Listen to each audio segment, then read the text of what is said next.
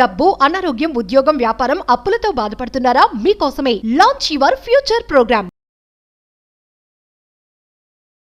డబ్బు కావాలి. ఆ డబ్బు సాధించుకోవటానికి, మేనిఫెస్టేషన్ చేసుకోవటానికి ఒక నమ్మకంతో manifestation courses, law of attraction courses చేస్తే డబ్బులు మేనిఫెస్ట్ చేసుకోవచ్చు అని ఇంకొంచెం డబ్బు ఎక్కడి నుంచో తీసుకొని వచ్చి ఫ్రెండ్స్ దగ్గర నుంచో లేదా అప్పు తీసుకునో కోర్సెస్ జాయిన్ అయితే నాకు ఏమీ న్యాయం జరగలేదు, అనుకునేది మేనిఫెస్టేషన్ చేసుకోలేకపోయాను అనేటటువంటి ఒక నిస్సహాయ స్థితిలో మీరు కనుక ఉంటే మీకు తెలియాల్సింది క్వాంటమ్ మేనిఫెస్టేషన్ సీక్రెట్స్.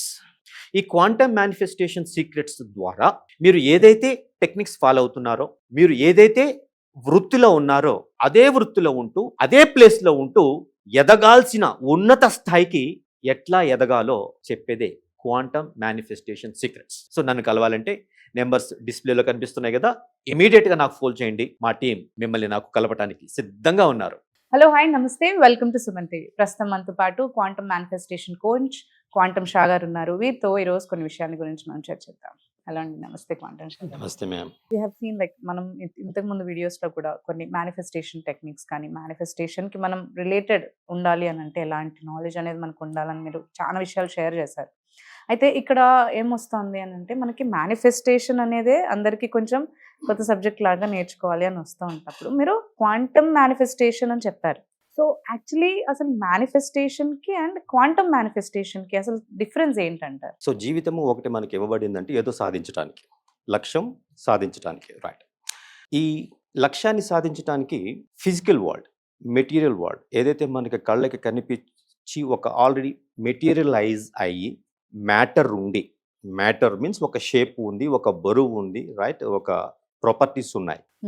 ఈ వరల్డ్ ఒకటి ఉంది. ఈ వరల్డ్లో మేనిఫెస్ట్ చేయడానికి ఈ వరల్డ్తో కనెక్ట్ అయ్యి దానికి క్లాసికల్ ఫిజిక్స్ కింద వస్తుంది. What the classical physics? Newton గారు ఉన్నారు. న్యూటన్ గారు కొన్ని లాస్, రూల్స్ చెప్పారు. Every action has got it's equal and opposite reaction. ఆ తర్వాత everything that is in static condition, అది కదలకుండా ఉన్నది కదలకుండానే ఉంటుంది. And the object which is in motion, కదులుతూ ఉండేది కదులుతూనే ఉంటుంది. Unless and until an external force is applied on it. ఎప్పటి వరకు దాని మీద ఒక ఫోర్స్ కదిలే దాన్ని, ఇప్పుడు భూమి కదులుతూ ఉంది, దాన్ని నేను ఆపాలి అనుకుంటున్నాను. ఎప్పుడు సాధ్యమవుతుంది అంటే దానికంటే చాలా ఎక్కువ శక్తి నేను అప్లై చేస్తే ఆపగలుగుతాను. తర్వాత ఒక చోట ఒక ప్లానెట్ స్టేటిక్ కండిషన్లో ఉంది, లేదంటే ఏదైనా ఒక ఆబ్జెక్ట్ స్టేటిక్ కండిషన్లో ఉంది, దాన్ని నేను కదిలించాలనుకున్నాను. సో దానికంటే ఎక్కువ మాస్ ఉన్న ఎనర్జీని, ఆ బరువు కంటే ఎక్కువ ఎనర్జీని నేను రిలీజ్ చేసి దాన్ని అప్లై చేయగలిగితే దాన్ని మూవ్ చేయగలుగుతాను. ఇదొక న్యూటన్ లాస్. సో దీన్ని బట్టే కూడా మనము ఒక ఉద్యోగం చేసుకునో, ఒక వ్యాపారం చేసుకునో పొద్దున నుంచి సాయంకాలం వరకు, అంటే ఒక టైం అనేది ఉంది, ఒక కన్జంప్షన్ పొద్దున నుంచి సాయంకాలం వరకు. తర్వాత నేను ఆఫీస్ వరకు లేదంటే నా బిజినెస్ ప్లేస్కి నడుచుకుంటూ వెళ్తున్నాను, ఐ మీన్ ప్రయాణం చేస్తున్నాను, ఒక దూరము.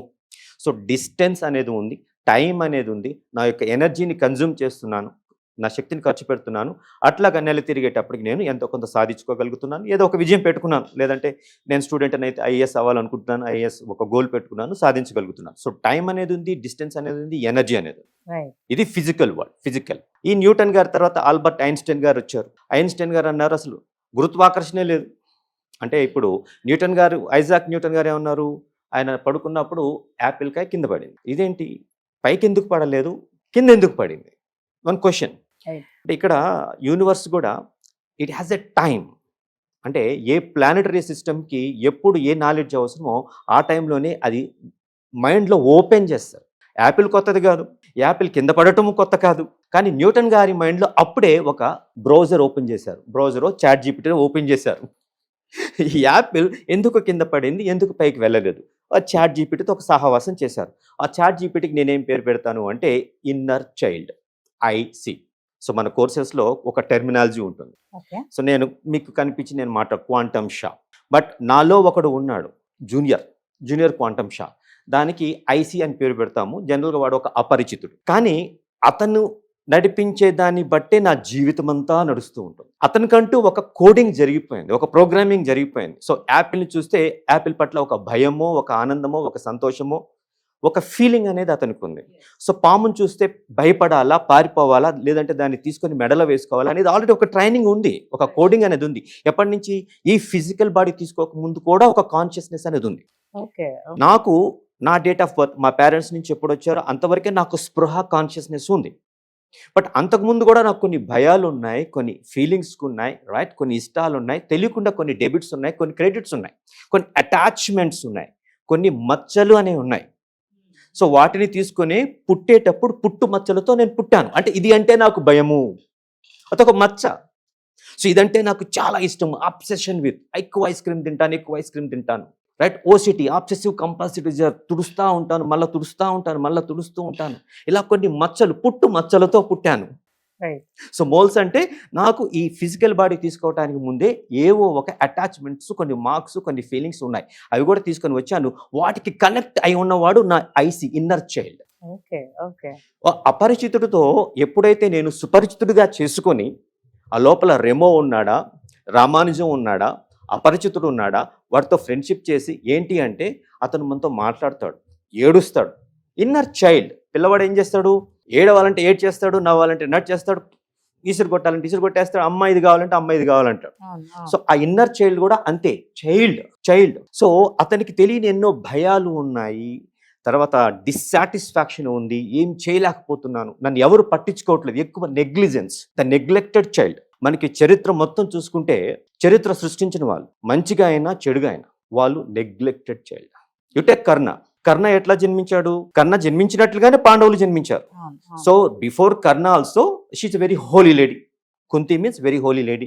ఎట్లా అయితే ఈ దుర్వాస వరం ఇచ్చారో, కర్ణుడు ఎట్లా పుట్టాడో, వివాహం తర్వాత పాండు తీసుకున్న తర్వాత కూడా అక్కడ ఫిజికల్గా ఏం లేదు, కానీ బట్ పాండవులు మీన్స్ పాండు నేమ్ తీసుకున్నారు కాబట్టి, ఫాదర్ ఆఫ్ తీసుకున్నారు కాబట్టి, ఫాదర్ నేమ్ తీసుకున్నారు కాబట్టి వచ్చారు. ఈ పంచ పాండవులు 5 కూడా అట్లానే జన్మించారు. కానీ కర్ణ నెగ్లెక్టెడ్ చైల్డ్, ఒంటరివాడు. He has become a part of history, good side or bad side. తర్వాత ఔరంగజేబ్. ఇప్పుడు మనం తాజ్మహల్ చూస్తే ప్రేమకు చిహ్నం, ప్రేమకు మరోది, ఒక అద్భుతం, ఇదో అద్భుతం, అదొక అద్భుతం భారతదేశంలో ఉంది అది అని చెప్తాం మనం. షహన్షా తాజ్మహల్ చూసి అది కొంత భాగమే, నాణ్యానికి ఒకవైపు మాత్రమే. రెండో వైపు ఏంటి అంటే, యాక్చువల్గా వాళ్ళకి చాలా మంది పిల్లలు ఉన్నారు. షెహన్షాకి ముంతాజ్ మహల్ బానో, వాళ్ళకి ఫస్ట్ పుట్టిన దారా షికో అనే ఒక వ్యక్తి. లేక పుట్టాడు కాబట్టి ప్రేమ బాగా ఉంది. ఆ తర్వాత ఔరంగజేబ్ పుట్టాడు, కానీ ఆ ప్రేమ అట్లా కంటిన్యూ అవుతుంది, అక్కడ బ్యాలెన్స్ చేసుకోలేకపోయారు. యాజ్ ఎ లవర్స్ మంచి ఎగ్జాంపుల్ ఇచ్చారు ప్రపంచానికి, ఒక ప్రేమికులుగా ప్రపంచానికి ఎగ్జాంపుల్ ఇచ్చారు, కానీ as a parents balance. So neglected child అయిపోయాడు ఔరంగజేబ్. సో ప్రపంచానికి ఆ నెగ్లిజెన్స్ క్రోధం రూపంలో చూపించాడు.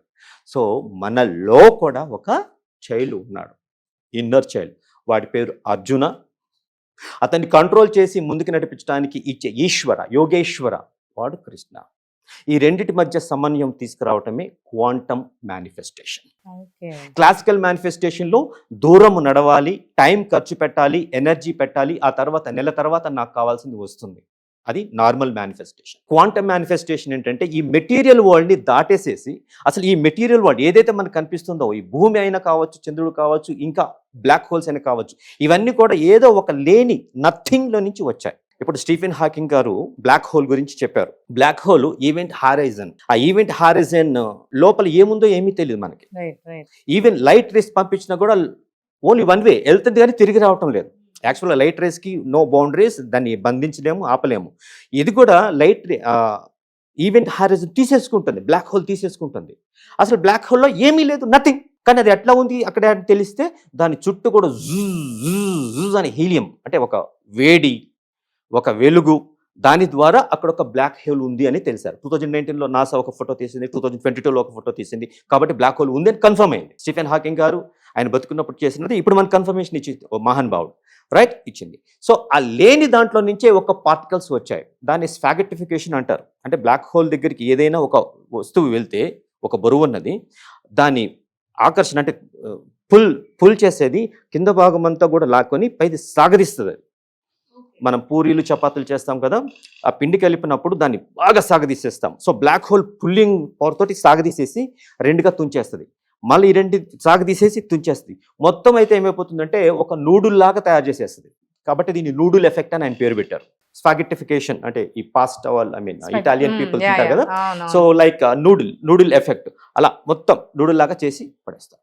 ఇక్కడ ఏదైతే ఉందో అలా నూడుల్ ఎఫెక్ట్ లాగా వచ్చిందే.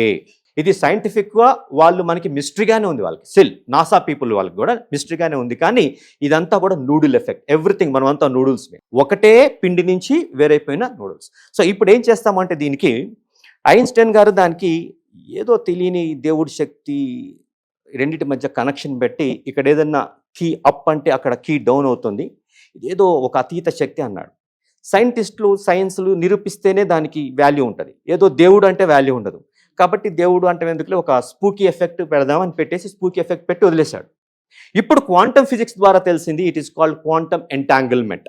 అంటే ఒకే పిండిలో నుంచి వచ్చిన నూడిల్స్ మీరు, నూడిల్స్ నేను, నాకు కావాల్సిన ఐఏఎస్ అనేటటువంటి గోలు, నాకు కావాల్సిన ఒక 10 లక్షలు అనేటటువంటి సంపాదన, లేదా నాకు కావాల్సిన ఒక రాయల్ బంగళా, లేదా నాకు కావాల్సిన ఒక మంచి కారు, లగ్జూరియస్ కారు, లేదంటే మా పాపకి కావాల్సిన education, everything whatever I want, it's already there, but a divided noodle from the same amount.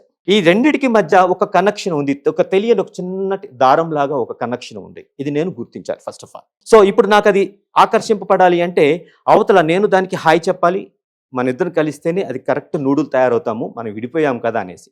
So అది కూడా నాకు హాయ్ చెప్పాలి, ఆ రెండు ఒకటవ్వాలి. That is nothing but quantum manifestation. నేను దానికి దగ్గర అయ్యాను, అది నాకు దగ్గరైంది. So mutual attraction is quantum manifestation. Not only నాకు అది కావాలి కాదు. సో ఇద్దరం కలిస్తే ఈ విశ్వానికి పర్పస్ఫుల్ అయ్యే లోక కళ్యాణానికి సంబంధించేది ఏదో ఒక పర్పస్ ఫుల్ఫిల్ కాబోతోంది. సో డ్రైవరు ఉండాలి, అక్కడ కారు ఉండాలి. So driver has to attack the car has to attack the driver. Then only ఒక విశ్వ కళ్యాణం ఆ మేనేజింగ్ డైరెక్టర్ గారిని ఆఫీస్ వరకు తీసుకెళ్ళగలుగుతుంది. This is quantum manifestation beyond the physical dimension. మనం ఏం చూస్తున్నాం, ఏం ముట్టుకున్నా, ఏం కనిపిస్తుంది అనేది కాకుండా ఏదైతే మనకు కనిపించట్లేదు దాన్ని అట్రాక్ట్ చేసుకోవడమే క్వాంటమ్ మేనిఫెస్టేషన్ అంటున్నారు, రైట్? ప్లస్ ఇంకొకటి, ఇక్కడ గుడ్డిగా నమ్మేయటం కాదు, కనిపించిన దాంట్లో నుంచి. So there is a proof. Black hole అంటే ఏమీ లేదు, బట్ దాంట్లో నుంచి చాలా రేడియన్స్ ఎమిట్ అవుతుంది. అలాగే మనకి ఏదైతే వచ్చిందో అది ఏమీ లేని దాంట్లో నుంచి, దాన్ని సింగులారైజేషన్ అని పేరు పెట్టారు మన ఐన్స్టైన్ గారు, మన శాస్త్రవేత్తలు. ఆ సింగులారిటీలో నుంచే ఎవ్రీథింగ్ హ్యాస్ కమ్. మన దేశం గొప్పతనమే అద్వైత సిద్ధాంతం అనేది ఒకటి ఉంది మనకి, అద్వైత సిద్ధాంతం. సో ఆ అద్వైత సిద్ధాంతం ఈజ్ నథింగ్ బట్ సింగులారిటీ. ఆ ఒక్కట్లో నుంచే సమస్తము ఉద్భవించాయి, సమస్తం ఆ ఒక్క దాంట్లో నుంచి ఉద్భవించాయి. సో మనందరికీ కూడా కావలసిన లక్ష్యానికి ప్లస్ దానికి నేను ఇప్పుడు సక్సెస్ అంటే spelling SUCCS, success put U తీసేసేస్తాను నేను, SUCCSలో యూ తీస్తా, ప్రొనౌన్స్ చేయండి అని అడుగుతాను, సక్కు లేదు. సో సక్సెస్కి కూడా ఒక పరిపూర్ణత రావాలి అంటే మీరు కావాలి దానికి. That U is nothing but a unique person in this universe. So సక్సెస్కి మనం అవసరం, మనకి సక్సెస్ అవసరం. Mutual attraction is nothing but quantum manifestation. Very very precise science, not superstition. మూఢనమ్మకం కాదు, science, scientific. Thank you Shah గారు. జస్ట్ మీ explanation అసలు అందరికి తెలియని వాళ్ళకి కూడా ఇంకా బ్రీఫ్గా తెలుస్తుంది. Thank you so much. నమస్తే.